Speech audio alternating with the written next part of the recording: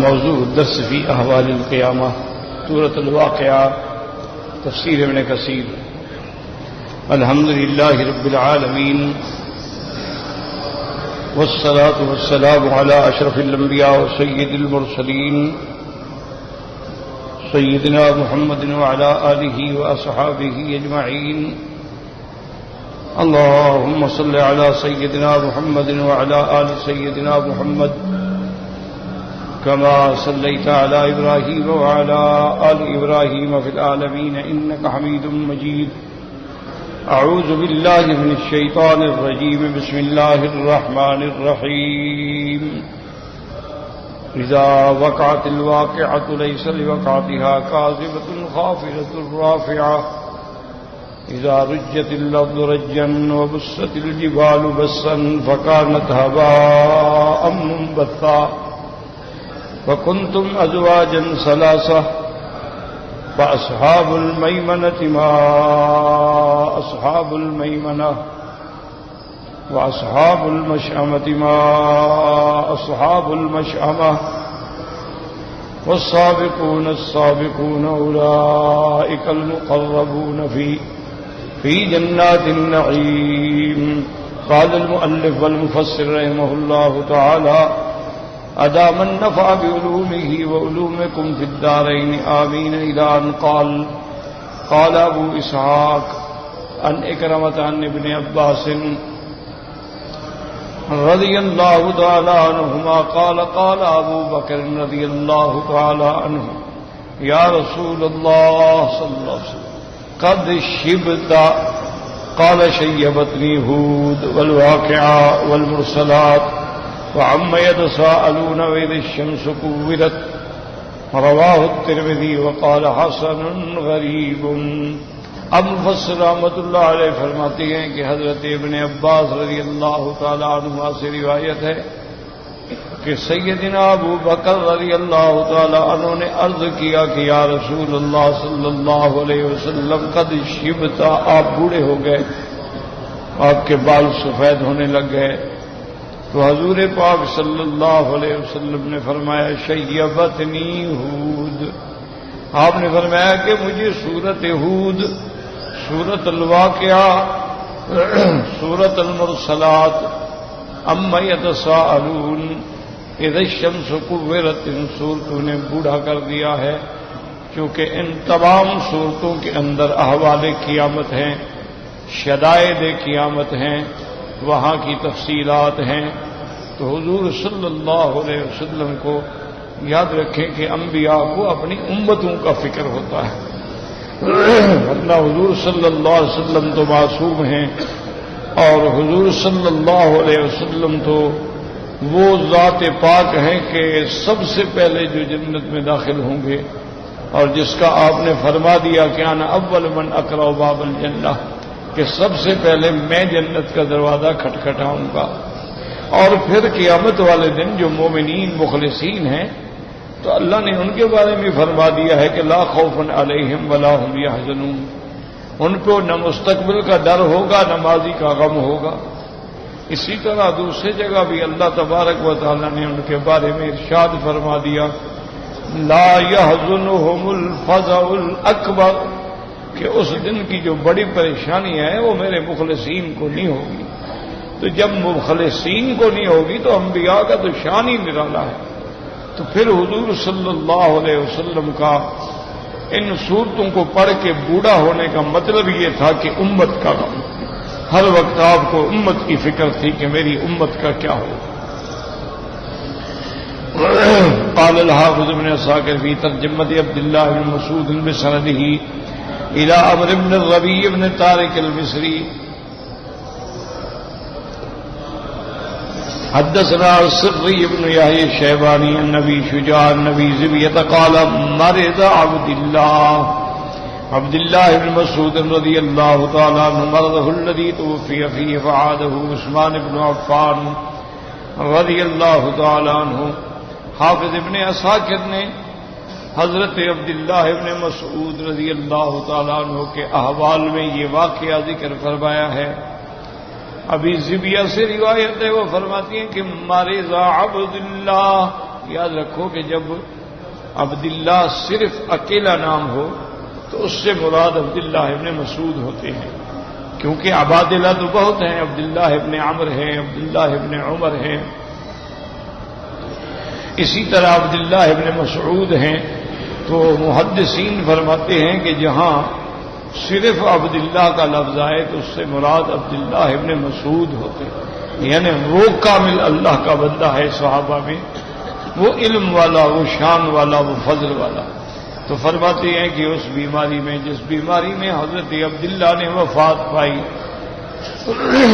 فعادہ عثمان بن عفان امیر المؤمنین، حضرت عثمان بن عفان رضی اللہ تعالیٰ عنہ عیادت کے لیے تشریف لے آئے اور آ کے پوچھا ما تشتکی قال ذنوبی، حضرت عثمان نے پوچھا کہ کیا تکلیف ہے؟ آپ نے فرمایا مجھے اپنے گناہوں کا غم ہے۔ تو یہ یاد رکھیں کہ اللہ والے جو ہوتے ہیں جن کا مقام بلند ہوتا ہے نا، مرتبہ بلند ہوتا ہے، تو ان کے دل میں عظمت و ہیبت بھی بڑی ہوتی ہے۔ یہ معنی نہیں ہے کہ نعوذ باللہ عبداللہ بن مسعود کے پاس گناہ تھے، ان کے ہاں تو اگر ترک اولا بھی ہو جائے نا تو وہ سمجھتے تھے وہ بڑی غلطی ہو گئی، بڑی غلطی ہو گئی۔ اب آپ دیکھیں کہ تہجد پڑھنا مستحب ہے، سنت ہے، پڑھ لو ثواب ہے، اور اگر کوئی نہ پڑھ سکے تو گناہ نہیں ہے، لیکن اللہ والوں کی تہجد اگر رہ جائے وہ تو تڑپ جاتے ہیں کہ رات میں محروم ہو گیا، اللہ سے مناجات سے میں محروم ہو گیا، وہ رحمت کی گھڑیاں جو تھیں وہ مجھے نصیب نہیں ہوئی، لازماً مجھ سے کوئی خطا ہوئی، لازماً مجھ سے کوئی گناہ ہوا ہے، تو وہ ایسی غلطیوں پہ بھی روتے ہیں۔ جیسے کہ لکھا ہے کہ ایک اللہ کے اولیاء میں سے اللہ کے ولی تھے، وہ اپنے گھر سے نکلے حج کے ارادے سے۔ اس زمانے میں حج تو بہت مشکل ہوتے تھے نا، آدمی جب حج پہ آتے تھے تو تمام رشتہ داروں کو مل کے آتے تھے کہ بھی پتہ نہیں زندہ ہوں گے تو آئیں گے نا، کیونکہ 6 مہینے کا سفر، اور پیدل، اور کبھی لانچوں میں، اور کبھی اونٹوں پہ، اور تو بڑا ایک عظیم مشقت والا سفر ہوتا تھا۔ آج کل تو یعنی آدمی مکہ مکرمہ سے مدینہ منورہ بعد میں پہنچتا ہے اور پاکستان سے یہاں پہلے آ جاتا ہے، تو آج کل تو مسئلہ ہی نہیں رہا نا جی۔ اسی لیے ہمارے دلوں کے اندر وہ حج کی عظمت ہی نہیں رہی، کیونکہ جو چیز آسانی سے مل جائے نا اس کی بندہ قدر نہیں کرتا، ورنہ پہلے دور میں جتنے اکابر علماء گزرے ہیں، محدثین اولیاء اللہ گزرے ہیں، وہ جب مدینہ منورہ کا سفر فرماتے تھے تو آج کل آپ جہاں احرام باندھتے ہیں نا، جو مقام ہے میقات کا، آج کل تو بیر علی کہتے ہیں اس کو، ورنہ تو اصل میں تو ذوالحلیفہ اس کا نام ہے، لیکن مشہور ہو گیا بیر علی سے۔ تو بیر علی سے گزرنے کے بعد سواری کیا ہوتی تھی؟ یا اونٹ ہوتے تھے، یا گھوڑے، یا گدھے، اور تو کوئی سواری نہیں تھی، تو وہ لوگ سواریوں سے اتر جاتے تھے۔ وہ کہتے تھے کہ بھی اب مدینہ پاک سامنے ہے، اب سواری پہ ہم کیسے سوار ہیں؟ تو سواری سے اتر جاتے تھے، وضو کرتے تھے اور درود شریف پڑھتے ہوئے بڑے وجد سے اور بڑے شوق سے پھر ہو جاتے۔ تو وہ لوگ پھر مدینہ منورہ کی قدر بھی کرتے تھے نا، ان کے دل میں مدینہ پاک کی عظمت بھی ہے۔ ایک اخبار میں ایک یعنی کافر ملک کا واقعہ ہے کہ وہاں ایک لڑکی ہے، وہ کافرہ ہے، لیکن بہرحال لمبی چوڑی اس کی کہانی ہے، خلاصہ یہ ہے کہ اللہ نے ہدایت دی، وہ مسلمان ہو۔ مسلمان ہونے کے بعد اس کو مسلمان شوہر سے شادی ہو گئی، اور شوہر کا خاندان جو ہے وہ دیہاتی خاندان تھا، کوئی پڑھے لکھے لوگ نہیں تھے، لیکن لوگ بڑے اللہ والے تھے، دیندار تھے، نماز، روزہ، حج، زکات، شرم، حیا، پردہ۔ تو وہ اپنی بیوی کو لے کے آیا، تو بہرحال انہوں نے کہا بھی بیٹا کیونکہ تم نے اس سے نکاح کر لیا ہے اور وہ مسلمان بھی ہو گئی ہے تو بس ٹھیک ہے، اب ہمارے لیے وہ قابل احترام۔ تو وہ لڑکی کہتی ہے کہ میں جتنے دن ان کے گھر میں رہی، حالانکہ اس لڑکی کی ماں کا یعنی ایک بہت بڑا ریسٹورنٹ تھا، معروف قسم کا کھانے کا ہوٹل تھا، اس کی ماں مر گئی تو پھر اس لڑکی کے پاس بھی وہی ریسٹورنٹ تھا۔ تو اس نے کہا کہ میں وہ دیہات کا ماحول، تو وہاں کا ایک تو کھانے بھی بڑے عجیب ہوتے تھے کہ یہ ساگ ہے، یہ دال ہے، یہ لسی ہے، یہ مکھن ہے، اور یہ شلغم ہے، یہ مولیاں ہیں، عجیب سی جو بیچاری نے کبھی دیکھے نہیں ہوں گے انگریزی کھانے والی، انٹر کانٹیننٹل ڈشز لینے والی کو کیا پتا یہ کیا چیزیں ہوتی، لیکن وہ کہا جو میں کھانا کھاتی تھی اس میں لذت اتنی ہوتی تھی کہ میں حیران ہو جاتا کہ بھئی میں تو بڑی محتاط ہوں کھانے میں، ڈائٹنگ کرتی ہوں، میرے فگر خراب نہ ہوں، لیکن میں وہ جو دیتے سب کھا جاتا، اتنا لذیذ ہوتا تھا وہ کھانا۔ اور سادہ کھانا، گوشت ہے سادہ ہے، پلاؤ ہے سادہ ہے، دال ہے کبھی ماس کی، کبھی چنے کی، کبھی مسور کی، کبھی مونگ کی، تو کیا عجیب بات ہے۔ تو ایک دن وہ کہتی ہیں کہ میں نے اپنی ساس سے پوچھا، میں نے کہا کہ اماں جان آپ کے کھانے میں اتنی لذت کیوں ہے، آپ اس میں کیا ڈالتی ہیں؟ مہربانی کریں مجھے وہی نسخہ بتا دیں۔ میں نے تو ایسا کھانا زندگی میں نہیں کھایا، حالانکہ میرا تو ریسٹورنٹ ہے، ہمارے یہاں تو کئی ڈشز بنتی ہیں روزانہ، اور پھر ہم یعنی اپنے ریسٹورنٹ کو کامیاب کرنے کے لیے وہاں مختلف فیسٹیول لگاتے ہیں، کبھی چائنیز کا ہے، کبھی ایشین کا ہے، کبھی ٹرکش ہے، کبھی کچھ ہے، کبھی کچھ ہے، لیکن یہ لذت نہیں ملتی۔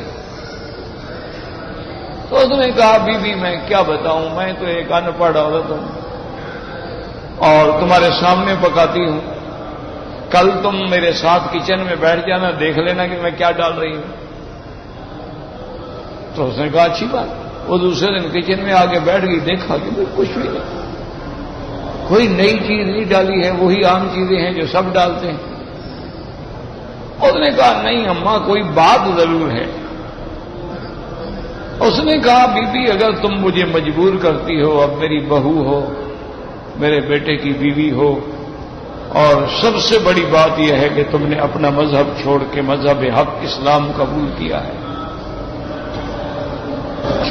اور میں کچھ نہیں جانتی، ایک تو کھانا جو ہے جب میں پکاتی ہوں، آٹا ہو، سالن ہو، کچھ ہو، میں درود شریف پڑھتی رہتی ہوں، میں ایک منٹ کے لیے بھی اپنی زبان کو نہیں روکتی، میں درود شریف پڑھتی رہتی ہوں، پتہ نہیں اس کی وجہ سے ایسا ہوگا۔ تو اس نے کہا اماں مجھے بتائیں وہ کون سا درود شریف؟ درود شریف تو بہت سارے ہیں۔ انہوں نے کہا نہیں وہ جو نماز میں ہے نا درود ابراہیمی، بس میں وہی پڑھتی ہوں۔ واپس آ گئی وہ یورپ میں، اس نے اپنے سارا سٹاف جو غیر مسلم تھا ان کو بدل دیا، سارے مسلمان لے آئی، بیرے بھی اور کوک بھی اور شیف بھی، اور سب کو کہا کہ جب کھانا پکاؤ درود شریف پڑھو۔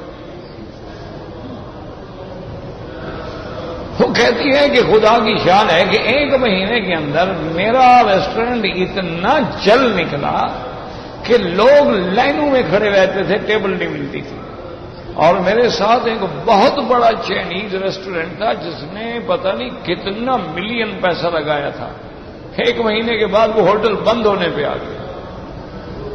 آخر ایک دن وہ چائنیز والا بھی آ گیا میرے پاس، اس نے کہا بی بی تمہارے ہوٹل کے کھانے میں جو مزہ ہے، جو لذت ہے، تم کون سی ریسیپی استعمال کرتی ہو، کیا چیز ڈالتی ہے اس میں؟ تو کہتی ہے کہ میں نے بھی اس کو سمجھایا کہ ہم کچھ نہیں ڈالتے، ہم مسلمان ہیں، لیکن اتنا احتیاط ہے کہ ہم درود شریف پڑھتے رہتے ہیں، میرا عملہ بھی پڑھتا ہے، میں بھی پڑھتا ہوں۔ اس نے کہا اچھا میں مسلمان تو نہیں ہوں، لیکن وہ درود شریف مجھے لکھ کے دے دو۔ تو اس نے انگریزی میں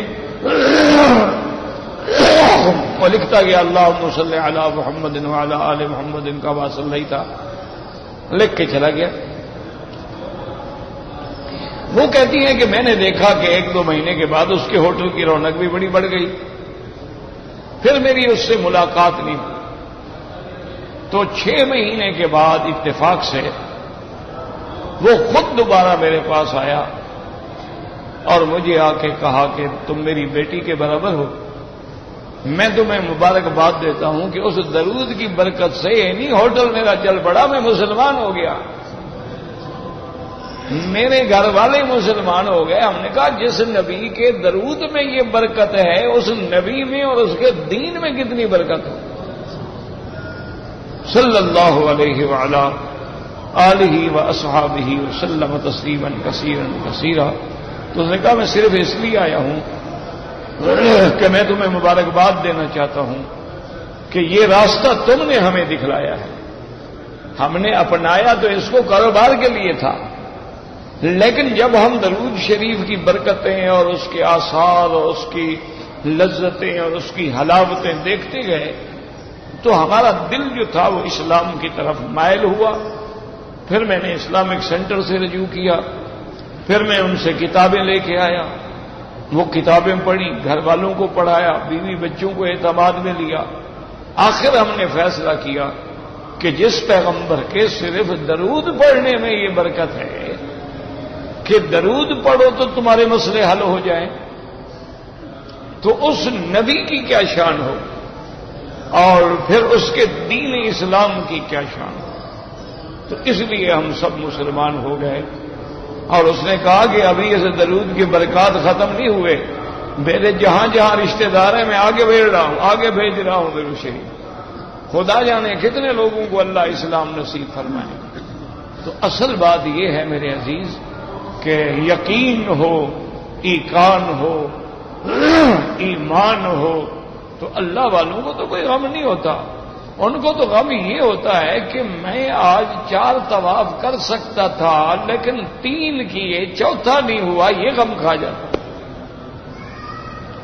ان کو غم ہوتا ہے کہ یار آج میں ہمت کرتا تو قرآن شریف کے 3 پارے پڑھ لیتا، میرے پاس ٹائم تھا، لیکن میں نے 2 پارے پڑھے، 1 نہیں پڑھا، میں محروم رہ گیا۔ ان کو اس بات کا غم ہوتا ہے، ان کو گناہ تو الحمدللہ وہ کرتے ہی نہیں، گناہوں سے تو محفوظ ہوتے۔ تو وہ اللہ والے جو تھے حج پہ لیے چلے، راستے میں ایک جگہ وضو کرنے کے لیے تشریف لے گئے، واپس آئے تو جماعت کھڑی ہو چکی تھی اور جماعت کی پہلی رکعت میں ہی آپ مل گئے۔ نماز سلام فارغ ہونے کے بعد ساتھیوں سے کہا کہ بھائی میں تو واپس جا رہا ہوں، میں حج پہ نہیں جاتا۔ انہوں نے کہا کیا ہو گیا؟ انہوں نے کہا یار ساری زندگی میری تکبیر اولا کبھی قضا نہیں ہوئی، آج میں تکبیر اولا سے محروم ہو گیا۔ تو مانے یہ ہے کہ سفر کی وجہ سے ایسے حالات پیش آئے، تو پھر اس سفر کا کیا فائدہ جس میں میری نمازوں میں تکبیر اولا چلی جائے۔ ان کو تکبیر اولا کا غم ہوتا تھا۔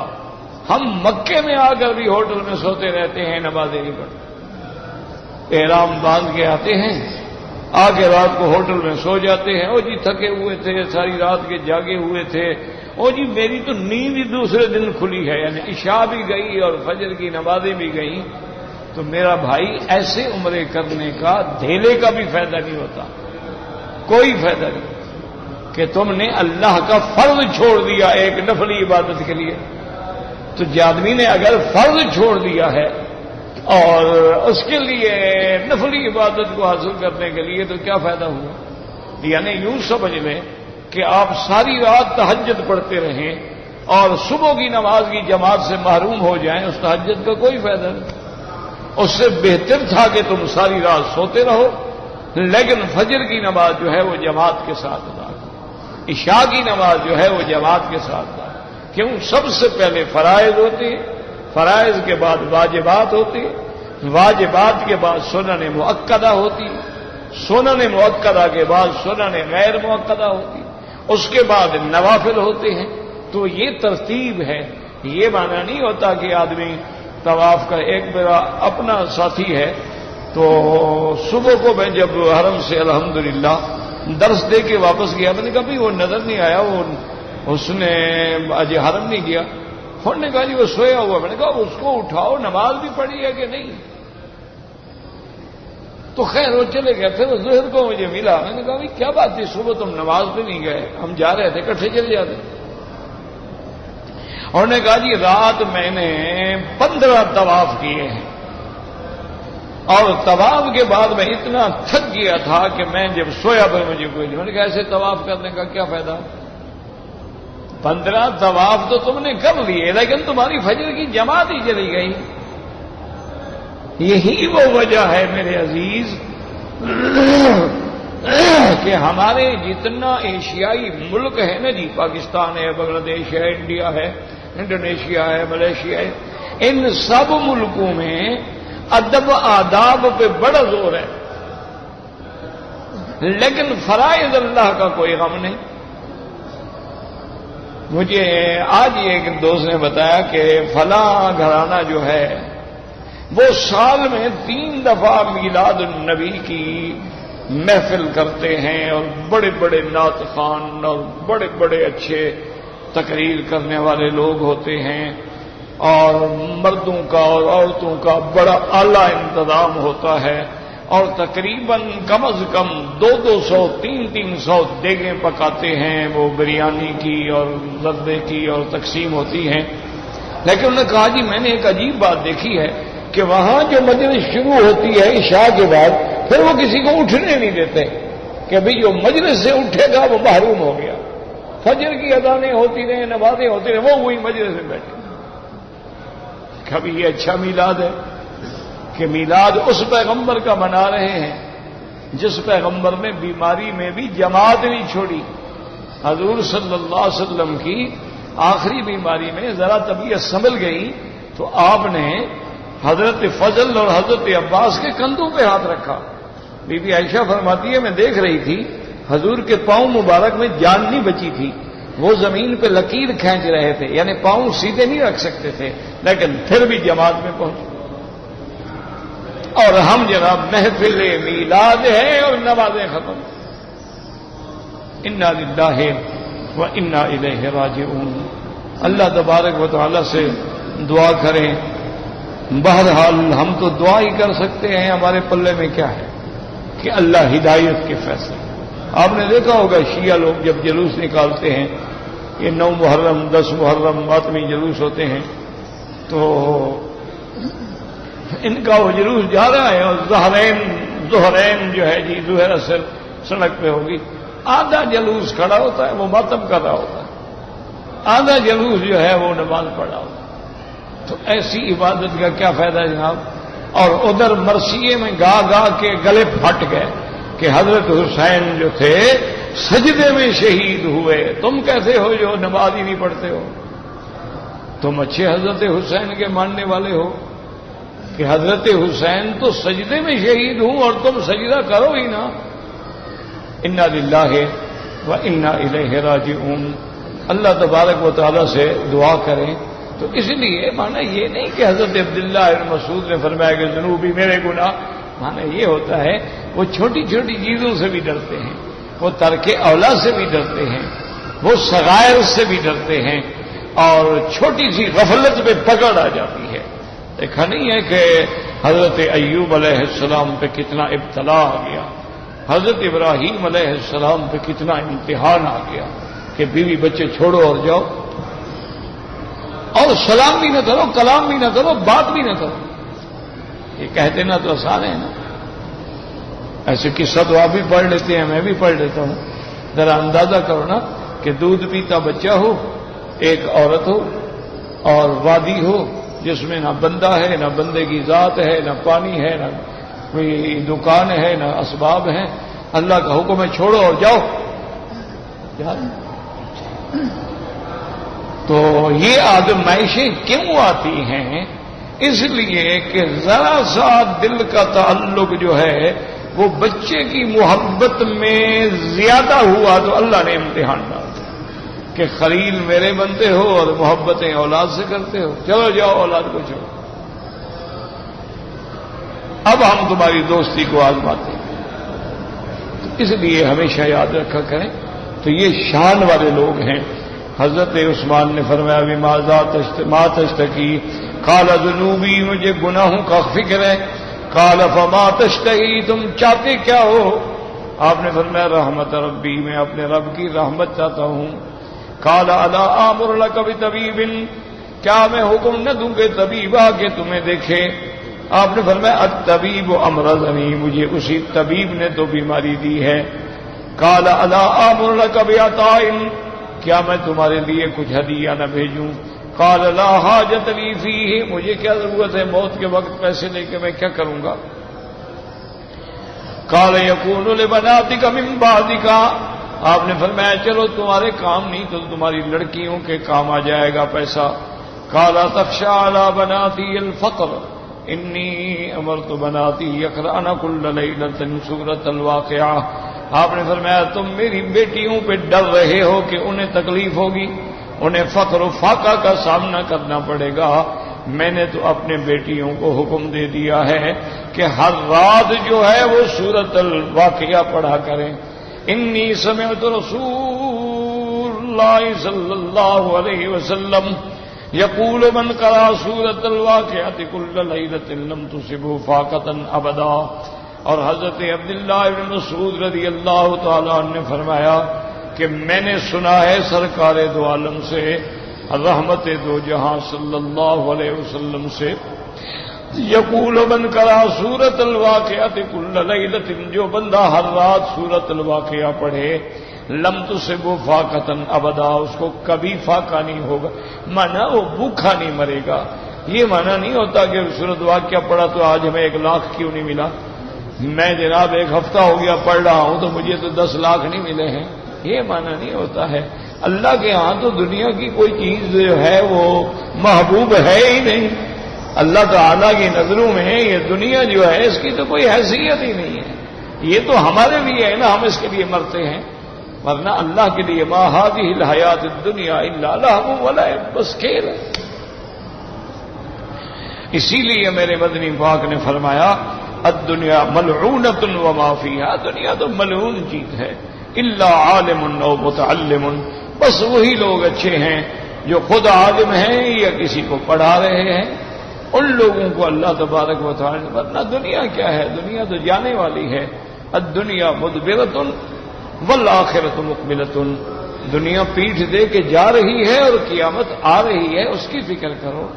دنیا میں میرا بھائی پیسہ تو جوئے کھیلنے والے بھی بڑا کما لیتے ہیں، پیسہ تو چوری کرنے والے بھی بڑا کما لیتے ہیں، پیسہ تو اللہ معاف کرے فراڈ کرنے والے، اسمگلنگ کرنے والے وہ بھی کما لیتے ہیں، تو پیسہ تو کوئی بڑی چیز نہیں ہوتی۔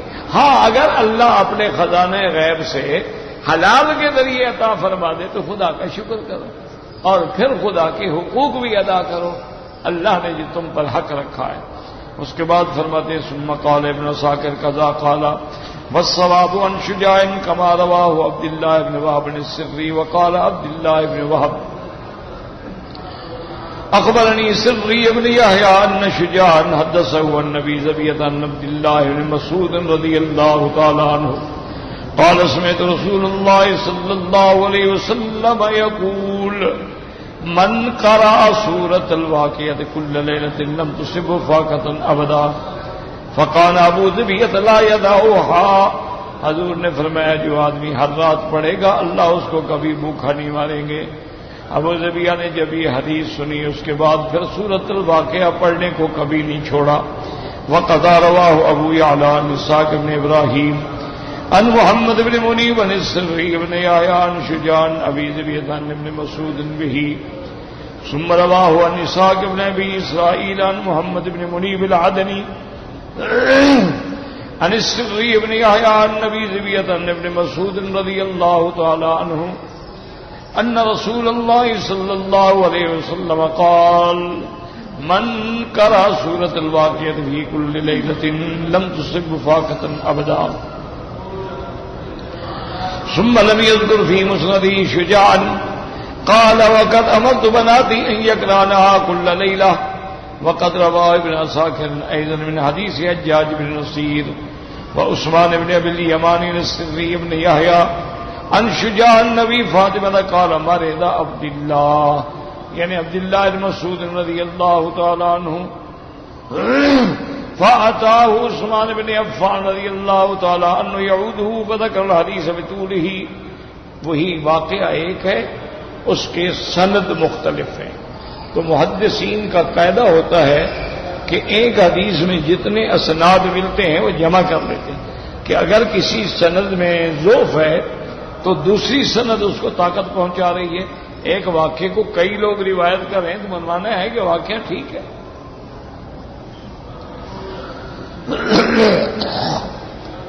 قال عثمان بن الیمان كان ابو فاطمة هذا مولى لعلي بن ابي طالب رضي الله تعالى عنه. وقال احمد حدثنا عبد الرزاق قال حدثنا اسرائيل ويحيى بن آدم قال حدثنا اسرائيل عن سماك بن حرب انه سمع جابر بن سمرة رضي الله تعالى عنه يقول كان رسول الله صلى الله عليه وسلم صلوات كنحو من صلاتكم الذي تصلون اليوم ولكنه يخفف كان صلاته اخف من صلاتكم وكان يقرأ في الفجر الواقعة ونحوها من السور. اب اس حدیث مبارک میں آتا ہے حضرت جابر بن سمرہ رضی اللہ تعالیٰ عنہ فرماتے ہیں کہ حضور صلی اللہ علیہ وسلم بھی یہی نمازیں پڑھتے تھے جیسے تم پڑھتے ہو، لیکن حضور صلی اللہ علیہ وسلم کی نماز جو ہے وہ خفیف ہوتی تھی، یعنی بہت لمبی قرات نہیں کرتے تھے جیسے تم لوگ کر رہے ہو کہ آدمی برداشت ہی نہ کر سکے. تو حضور تو عام طور پر فجر کی نماز میں سورۃ الواقعہ اور اس جیسی صورتیں تلاوت فرماتے تھے. اور دوسری بات یاد رکھیں، بعض علماء اور محدثین نے یہ بھی فرمایا ہے کہ حضور پاک کی جو قرات تھی اور آپ کی زبان مقدس کی جو تاثیر تھی، یعنی قرآن اللہ کا ہو اور زبان محمد رسول اللہ کی ہو صلی اللہ علیہ وسلم، صحابہ پہ وہ بار گزرتا ہی نہیں تھا، آپ چاہے جتنا پڑھیں. ان کے لیے ہر حال میں وہ خفیف ہوتی. ان کا دل چاہتا تھا کہ حضور پڑھتے رہیں اور ہم سنتے رہیں، لیکن امام کے لیے یہی حکم ہے، یاد رکھو من اما منکم فلیخفف. اگر تم کسی مسجد میں یا کسی جگہ امام ہو تو نماز جو ہے اس میں بہت لمبی قرات نہ کرو، کیونکہ وراءکم ذو الحاجہ، تمہارے پیچھے کام والے بھی کھڑے ہیں، تمہارے پیچھے کوئی بیمار بھی کھڑا ہے، تمہارے پیچھے کوئی عورت بھی کھڑی ہے جس کا بچہ دودھ کے لیے رو رہا ہے. تو نماز جو ہے تخفیف سے پڑھاؤ. اتنی لمبی لمبی قراتیں کہ لوگ تھک جائیں اور پھر لوگ اس مسجد میں بھی آنا چھوڑ دیتے ہیں کہ یار یہ مولوی تو بڑی لمبی قرات کرتا ہے، تو لہذا ہم تو وہاں جائیں گے جہاں کم ہو. تو اس لیے شریعت نے ہر بات کا حکم دیا. اب مفسر رحمۃ اللہ علیہ فرماتے ہیں قال المؤلف المفسر رحمہ اللہ تعالی الواقعۃ من اسماء یوم القیامہ سمیت بذلک لتحقق کونها ووجودها كما هي كما قال تعالی یومئذ وقعت الواقعہ. یاد رکھو کہ صورتوں کے نام جو ہیں وہ اصل میں اسی صورت کے اندر موجود ہوتے ہیں، اور اس صورت کا نام واقعہ رکھا گیا. تو مفسر رحمۃ اللہ علیہ فرماتے ہیں الواقعہ جو ہے یہ بھی قیامت کے ناموں میں سے ایک نام ہے. یعنی جیسے قیامت کے نام ہیں، واقعہ بھی ہے، الحاقہ بھی ہے، القاریہ بھی ہے، الساعہ بھی ہے، القیامہ بھی ہے. تو یہ بھی ایک نام ہے قیامت کا. اور اس کو واقعہ کیوں کہا گیا، کیوں نام رکھا گیا کہ ہر حال میں ہونا ہے، تو جس کا وجود ہر حال میں یقینی ہو، لتحقق الوقوع ہو. تو اس لیے اللہ نے فرمایا فَيَوْمَئِذٍ وَقَعَتِ الْوَاقِعَةُ، بس قیامت ہو جائے. قوله تبارک و تعالی لَيْسَ لِوَقَعَتِهَا كَاذِبَةٌ أي ليس لوقوعها إذا أراد الله كونها صارف يصرفها ولا دافع يدفعها. ليس لوقعتها كاذبة معنی یعنی اس وقوع کو کوئی روک نہیں سکتا ہے اور نہ کوئی اس کو دفع کر سکتا ہے. جب اللہ چاہیں گے کہ قیامت ہو بس ہو جائے گی. کوئی طاقت اس کو مؤخر کر دے، کوئی طاقت اس کو روک لے، ناممکن ہے. اس لیے اللہ نے فرمایا ان اجل اللہ اذا جاء لا یؤخر. جب اللہ نے وقت مقرر کیا وہ آئے گا تو پھر اس کو تاخیر نہیں ہو سکتی. اذا جاء اجلهم لا يستأخرون ساعة ولا يستقدمون. اسی طرح اللہ فرماتے ہیں میرے بندے تم لوگوں کا جو میں نے موت کا وقت لکھا ہے جب وہ آ جائے گا بس نہ آگے ہوگا نہ پیچھے. ساری دنیا کی قوتیں صرف کر لو، ساری دنیا کی طاقتیں لگا لو، لیکن وہ وقت تو نہیں ٹال سکتا ہے، وہ تو آ کے رہے گا. تو جب تم موت کو نہیں ٹال سکتے ہو تو قیامت کو کیسے ٹال سکتے؟ اس لیے معنی سمجھنے کا یہ ہے کہ جب تم اپنی موت کو مؤخر نہیں کر سکتے ہو تو اللہ کی قیامت کو کیسے مؤخر کر سکتے ہو؟ اس لیے فرماتے ہیں اذا وقعت الواقعۃ لیس لوقعتها کاذبۃ كما قال تعالى استجيبوا لربكم من قبل ان يأتي يوم لا مرد له من الله. اللہ کی اطاعت کرو، فرما برداری کرو، ورنہ اس دن سے جس کو کوئی روک نہیں سکتا. وقال سأل سائل بعذاب واقع للكافرين ليس له دافع. پوچھتی ہے کہ عذاب کب ہوگا؟ عذاب ہوگا تو کافر کیا اس کو ٹال لیں گے؟ کوئی اس کو روک نہیں سکتا ہے. وقال تعالی یوم یقول کن فیکون وقوله الحق وله الملك یوم ينفخ في الصور عالم الغیب والشہادہ وهو الحکیم الخبیر. کیوں اس کی شان ہے، وہ جب حکم دیں گے ہو جا تو بس ہو گیا. اس کا فرمان بھی حق ہے اور یہ ملک بھی اسی کا ہے. اور جس دن سور میں پھونکا جائے گا تو قیامت آ جائے گی. عالم الغیب والشہادہ، وہ ہر چھپی چیز کو جاننے والا ہے اور وہ حکمت والا ہے، وہ علم والا.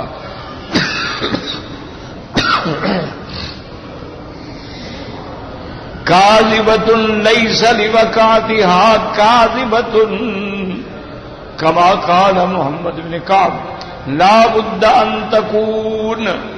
وقال قتادہ ليس فيها مثنبية ولا ارتداد ولا رجعة. قال ابن جرير والكاذبة مصدر كالعافية والعاقبة. اب مفسر فرماتی ہیں کہ حضرت محمد ابن کعب فرماتے ہیں اس کا معنی یہ ہے کہ لا بد ان تکون، ہر حال میں قیامت ہوگی، کوئی اس کو ٹال نہیں سکتا. حضرت قتادہ فرماتے ہیں اس میں کوئی دو باتیں نہیں ہیں، اس میں کوئی آگے پیچھے والی بات نہیں ہے اور اس میں نہ کوئی واپس ہونا ہے. جیسے بندہ سوچتا ہے نا چلا جاؤں نہ چلا جاؤں، اچھا چلا گیا واپس آ گیا، پھر چلا گیا پھر واپس. اللہ کے فیصلے اس طرح نہیں ہوتے ہیں. وہ تو جب فیصلہ ہوگا قولہ الحق انما امرہ اذا اراد شیئا ان یقول له کن فیکون. فسبحان الذی بیدہ ملکوت کل شیء والیہ ترجعون. اللہ جب کسی بات کا حکم دیتی ہے کہ ہو جا بس ہو گیا، اس کے حکم کو کوئی ٹال نہیں سکتا ہے.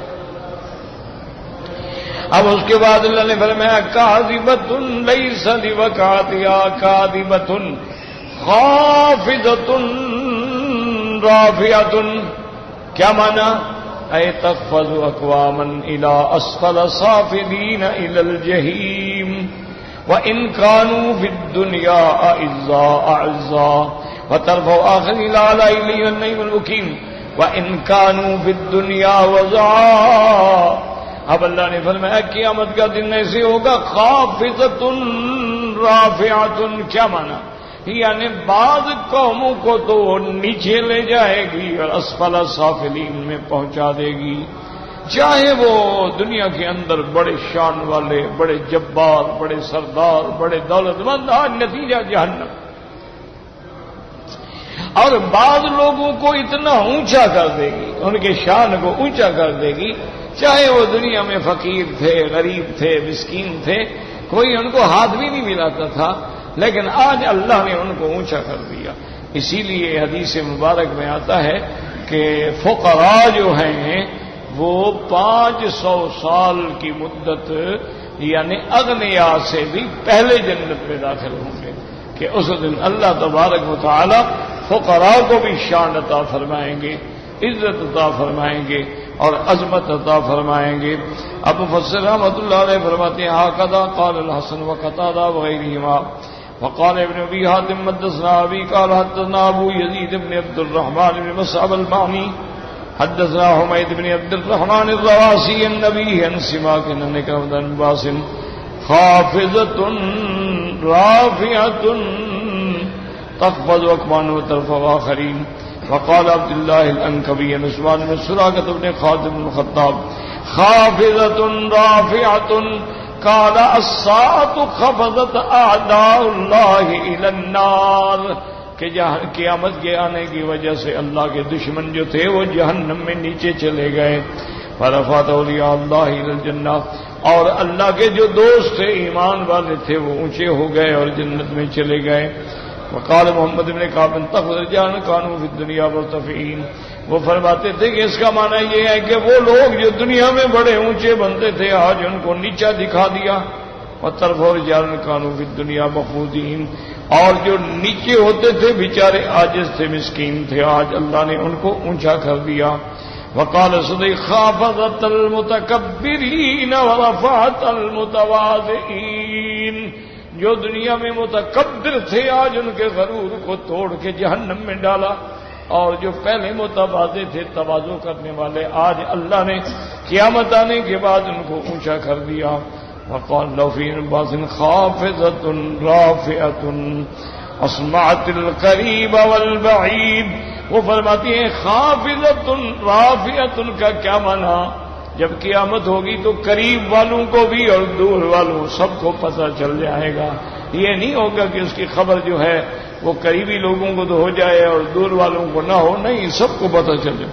وقال اکرمت خفضت فاسمعت الادنى فرفعت فاسمعت الاقصى حضرت اکرمہ فرماتی ہیں کہ خافضۃ کا معنی کہ قیامت کی بات جو ہے ہر ادنا بھی سن لے گا اور ہر اعلیٰ بھی سن لے گا. اس لیے اللہ نے فرمایا خافضۃ رافعۃ واللہ اعلم.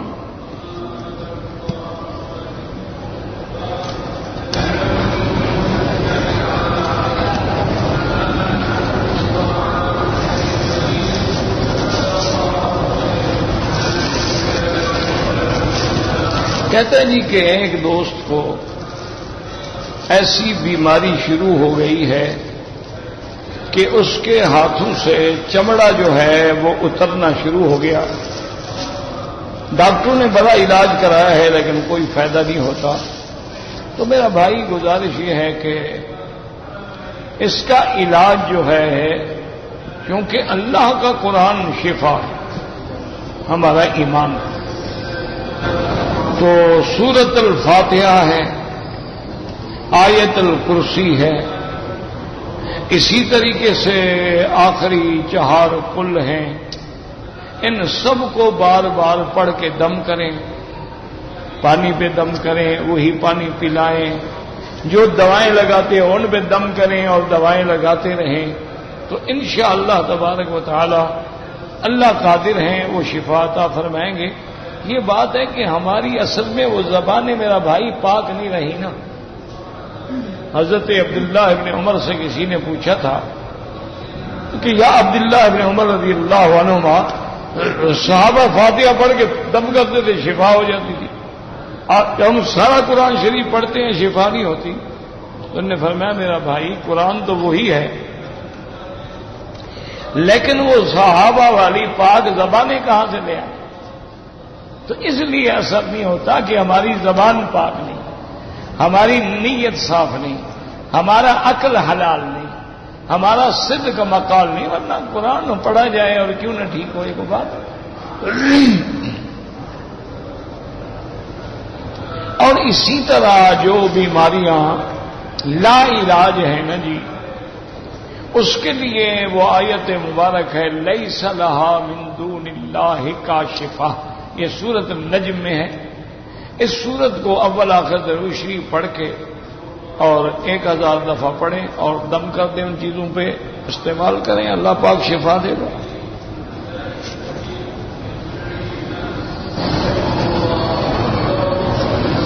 اگر کوئی آدمی وسیم جاتا ہے, اس کا کوئی کام ہے, واپس آنے پر لازمی بات ہے کہ میقات سے گزرے گا, حنفی مسلک میں تو وہ بغیر احرام کے نہیں آ سکتا. ہاں کوئی معذوری ہے، کوئی مجبوری ہے، کوئی بیماری ہے، کوئی وجہ ہے تو پھر تو گنجائش ہوتی ہے، ورنہ آمدن تندرست ہے، ٹھیک ٹھاک ہے تو اس کو احرام کے بغیر نہیں آنا چاہیے. البتہ امام احمد بن حنبل رحمۃ اللہ علیہ فرماتے ہیں کہ اس کی نیت اگر عمرے کی ہو تو پھر تو لازم کرے، نہ ہو تو دم نہیں پڑے گی. یہ تو نہیں کہتے کہ نہ کرو، سب کہتے ہیں کرو.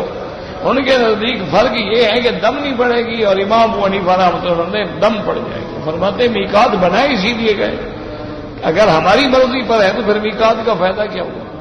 کہتے ہیں میقات کا معنی یہی ہے، دیکھو نا چیک پوسٹ لگاتے ہو دنیا میں، اگر اس میں کوئی چیک ہی نہ کرے تو پھر چیک پوسٹ بنانے کا کیا فائدہ ہوا بھائی؟ صرف چوکی لے کے کھڑی کر دو تو اس کا کیا فائدہ ہو جائے گا. اس لیے وہ فرماتے ہیں ہر حال میں عمرہ کرے، ورنہ اس پر دم پڑے گا اور عمرہ بھی قضا کرنا ہوگا. کہتے ہیں جی کہ بعض لوگ نماز میں ٹانگیں زیادہ کھلی کرتے ہیں. کوئی بات نہیں، تم تھوڑی کھلی کر دیا کرو، معاملہ حل ہو جائے گا. ایک زیادہ کرے گا ایک تھوڑی کرے گا تو اعتدال ہو جائے گا نا. کہتا ہے جی کہ پتہ نہیں ویسا کیوں کرتے، جو کرتے ہیں ان سے پوچھو، اب سب کا ٹھیکہ میں نے تو نہیں لے لیا نا. اب ہر بات آپ مجھ سے پوچھنے آتے، ان سے کیوں نہیں پوچھتے ہو؟ ان سے جا کے پوچھیں. ویسے یاد رکھو اصل مسئلہ یہ ہے کہ صف جو ہے وہ سیدھی ہو، کندھے کے برابر کندھا ہو اور ٹخنے کے برابر ٹخنا ہو، اور درمیان میں فاصلہ نہ چھوڑا جائے، یعنی قریب قریب کھڑے. شریعت کا جو حکم ہے وہ یہ ہے. اچھا کبھی یہ ہوتا ہے ایک آدمی تھوڑا دور کھڑا ہے، ذرا اسے پاؤں زیادہ لمبے کر لے کہ ذرا ہم مل جائیں. اچھا کبھی رش ہو جاتا ہے تو آدمی پاؤں ایسے ملا کے کھڑا ہونا پڑتا ہے. حج میں آپ نے دیکھا ہے نا، آدمی حج میں کیسے پاؤں پھیلا ہے، اتنا رش ہوتا ہے کہ جگہ نہیں ملتی. تو یہ چیزیں ایسی ہیں، کوئی ایسی لڑائی جھگڑے والی باتیں نہیں ہیں. اب ہمارے ہاں مشکل یہی ہو گئی ہے کہ چھوٹی چھوٹی چیزوں پہ بحث ہے، چھوٹے مسائل پہ الجھنے ہیں، اور بنیاد جو ہے اس پہ کوئی فکر. اللہ تبارک و تعالی رحمت فرمائے، جو بنیادی کام ہے نا اس پہ زور لگاؤ، بندوں کے عقیدوں پہ زور لگاؤ، ان کے کلمہ مبارک ٹھیک کراؤ، توحید سمجھاؤ، ان کو مقام نبوت اور رسالت سمجھاؤ، ان کو اللہ کے فرائض سمجھاؤ، ان کو حلال اور حرام بتلاؤ. یہ تو اعلیٰ اولیٰ کے مسئلے ہیں، کسی نے ٹانگیں کھلی کر لی، کسی نے قریب کر لی، کیا ہو جاتا ہے؟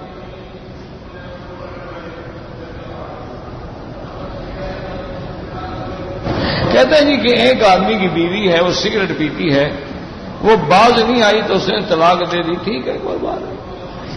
کہتے ہیں اس نے روکا، اس نے بات نہیں مانی اور طلاق دے. طلاق تو ہو گئی.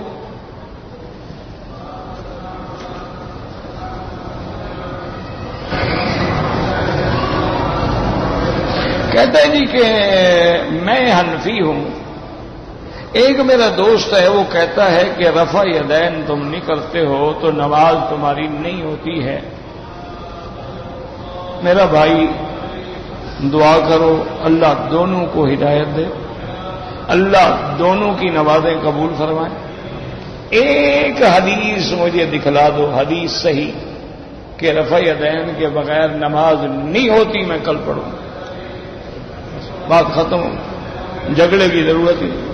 ایک حدیث کہ جس میں حضور نے فرمایا ہو کہ جو رفع یدین نہیں کرے گا اس کی نماز نہیں ہوگی. آپ ہمیں ایک حدیث مبارک دکھا دیں، بات ختم. ہم تو نہیں جھگڑتے، ہم تو کہتے ہیں سب کی نمازیں ٹھیک ہیں. اگر تم ہماری نمازوں کو خراب سمجھتے ہو تو اللہ ہدایت دے. ہم نے تو سب سے بڑے فقیہ صحابہ کی حدیث پہ عمل کیا ہے. ہم نے تو سب سے جلیل القدر صحابی حضرت عبداللہ ابن مسعود رضی اللہ تعالی عنہ کے صرف یہ نہیں، آپ نے فرمایا بھی اور آپ نے نماز پڑھ کے دکھایا بھی کہ ما سوا تکبیر تحریمہ کے پھر آپ نے ہاتھ نہیں اٹھائے. اور یہ وہ بندہ ہے کہ جس کے بارے میں حضور نے فرمایا کہ جو بات عبداللہ فیصلہ کر دے میں بھی راضی میرا رب بھی راضی. یہ اتنا بڑا آدمی ہے. کیا اس کی نماز یعنی وہ اپنی نماز جان کے خراب کر رہے تھے؟ عبداللہ ابن مسعود جیسا آدمی. اللہ کے بندے ٹھیک ہے جو کرتے ہیں الحمدللہ ہم ان کی کبھی مخالفت نہیں کرتے، لیکن خدا کے لیے جو نہیں کرتے ان کو بھی بلا وجہ مطعون نہ کرو، تان نہ کرو. ان کو بھی یہ نہ کہو تمہاری نماز نہیں ہوتی. ایک حدیث مجھے دکھا دو جسے لکھا ہو جو رفع دین نہ کرے اس کی نماز نہیں ہوتی. میرا حرم میں وعدہ ہے میں کل سے شروع کر دوں. اور نہ دکھا سکو تو پھر ذرا تم میری بات مان لینا. میں 10 حدیثیں تو نہیں مانگ رہا، صرف ایک حدیث ہو صحیح اور حضور کا حکم ہو. اونٹ کا گوشت کھانے سے وضو جو ہے امام احمد بن حنبل فرماتے ہیں کہ وضو جیسے نماز کا وضو ہے دوبارہ کریں. لیکن احناف کہتے ہیں کہ وضو لغوی مراد ہے. کیا مانا یعنی ہاتھ دھو لے اور کلی کر لے، کیونکہ اس گوشت میں ذرا دسومت جو ہے نا وہ زیادہ ہوتی ہے، چکناہٹ، تو اس لیے وہ فرماتے ہیں کہ ہاتھ دھو لے. اور امام احمد بن حنبل رحمۃ اللہ علیہ فرماتے ہیں کہ نہیں، بالکل وضو دوبارہ کریں. بہرحال اچھی بات ہے، کوئی ایسے جھگڑے والی بات نہیں ہے. الحمدللہ ان مسائل پہ خدا کے لیے نہ لڑا کرو نہ لڑایا کرو. اچھا ایک مسئلہ مجھے سمجھا دو. تم نوجوان ہو، پڑھے لکھے ہو اور کمپیوٹر کو بھی سمجھتے ہو اور انٹرنیٹ بھی استعمال کرنا جانتے ہو. مجھے تو اپنا ٹیلی فون بھی نہیں آتا استعمال کرنا، میں بس سن لیتا ہوں الحمدللہ بند کر دیتا ہوں. اس کے آگے مجھے کچھ نہیں آتا. اچھا آپ جانتے ہیں، آپ بحث کریں، کوشش کریں، تلاش کریں کہ حضور صلی اللہ علیہ وسلم کے زمانے مقدس سے 1200 سال تک، اب یہ 1400 سال ہو گئے نا، 1431 ہو گیا، 32 ہو گیا، تو یعنی سرکار دو عالم سے لے کر 1200 سال تک کبھی جو مسئلے تم نے چھیڑے ہوئے ہیں ان پہ کوئی مناظرہ ہوا ہو، کسی نے کتاب لکھی ہو، کسی نے ایک دوسرے کے خلاف فتویٰ لگایا ہو، اگر تمہیں ملے تو خدا کے لیے مجھے ڈھونڈ کے دے دو، کیونکہ میں تو جانتا نہیں. جہاں تک میں نے پڑھا ہے کہ 1200 سال تک اختلاف تھا، صحابہ میں بھی تھا، لیکن نہ لڑائی، نہ جھگڑا، نہ فتویٰ، نہ ایک دوسرے کو کہتے تھے کہ تیری نماز نہیں ہوتی، تیری نماز نہیں ہوتی، تیری نماز نہیں ہوتی، تیری نماز نہیں ہوتی. نہ کتابیں لکھی گئیں، نہ مناظرے ہوئے، نہ چیلنج ہوئے، نہ ہزاروں روپے کے انعامات لکھے گئے. کچھ اختلافی مسئلہ تھا، بس ہو گیا. علماء سبق پڑھاتے تھے، دونوں اختلاف بیان کرتے تھے کہ بھی امام شافعی یوں فرماتے ہیں، امام احمد بن حنبل یوں فرماتے ہیں، امام ابو حنیفہ یوں فرماتے ہیں، ان کے دلائل یہ ہیں، ان کے دلائل یہ ہیں. کوئی جھگڑا نہیں، کوئی لڑائی نہیں. مجھے تو نہیں ملی. مجھے تو یہی پتہ لگتا ہے کہ جب انگریز آیا ہے نا بدبخت اس خطے میں، اس نے آ کے پھر لوگوں کو ان مسائل پہ ابھارا ہے اور لڑایا.